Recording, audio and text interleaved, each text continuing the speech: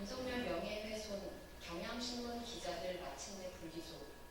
정치검찰 단죄는 검찰개혁으로.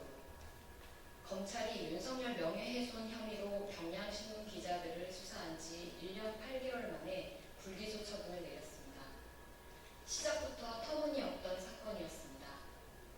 윤석열 대선 후보에 대한 정당한 검증 보도를 대선 개입으로 몰아가고 언론인을 범죄자 취급하며 강제 수사에 나선 전례 없는 폭거였습니다.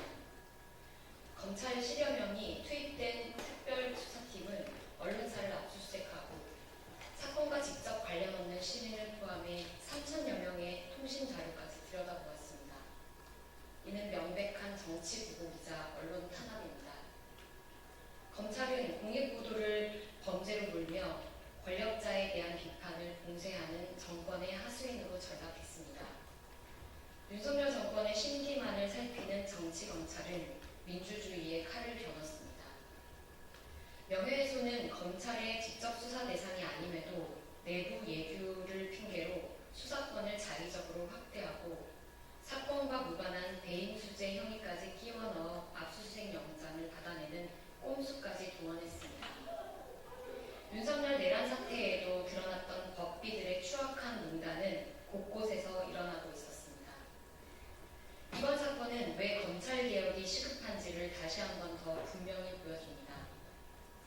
권력에 충성하는 검찰을 그대로 두면 언론은 물론 시민의 자유까지 위협받게 됩니다.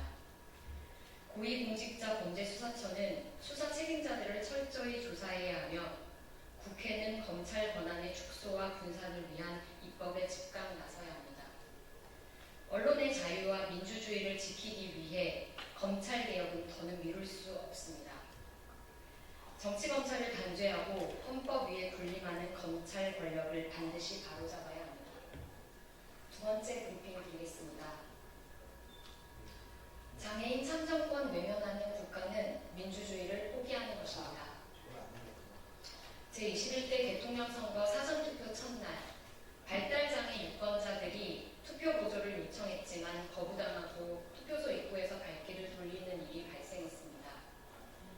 선거관리관은 손떨림 여부만을 기준으로 판단했고 중앙선거관리위원회는 사전 연락을 받고도 아무런 조치를 취하지 않았습니다.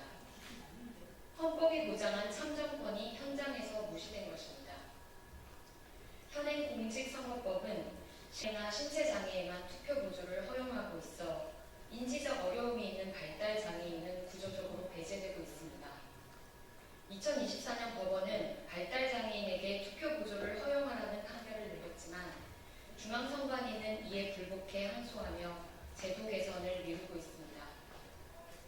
전국 다수의 투표소에는 여전히 승강기, 점자블럭, 경사로, 장애인 화장실 등 기본적인 편의시설이 부족해 이동약자들이 투표소 접근에 큰 어려움을 겪고 있습니다. 장애인 거주시설의 중증장애인은 거소투표에 의존할 수밖에 없지만 이 역시 투명성과 자기결정권 보장에 심각한 문제가 제기되고 있습니다.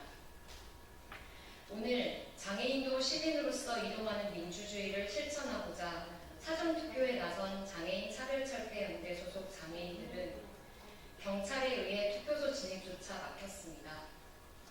중앙선관위가 피켓만 들고 들어가지 않으면 문제가 없다고 밝혔음에도 경찰은 도로에서부터 물리적으로 이들을 막아놨습니다.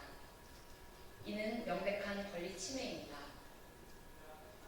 오늘 6월 3일 대선 본투표일은 농아인의 날이기도 합니다만 여전히 수어 통역과 시각자료 제공 등 정보 접근성은 턱없이 부족합니다. 이렇게 다양한 장애의 유권자들이 이렇게 투표 과정에서 소외되고 있습니다. 장애인은 함께 세상을 결정할 시민입니다. 민주주의는 차별 없이 모두가 참여할 때 비로소 완성됩니다. 장애 유권자의 투표소 접근성 강화, 정보 제공 확대, 발달 장애인을 위한 보조인 제도 도입은 더 이상 미뤄져서는 안 됩니다. 모든 시민의 참정권이 평등하게 보장될 때 진짜 민주주의는 실현될 수 있습니다. 이상 브리핑 마치겠습니다.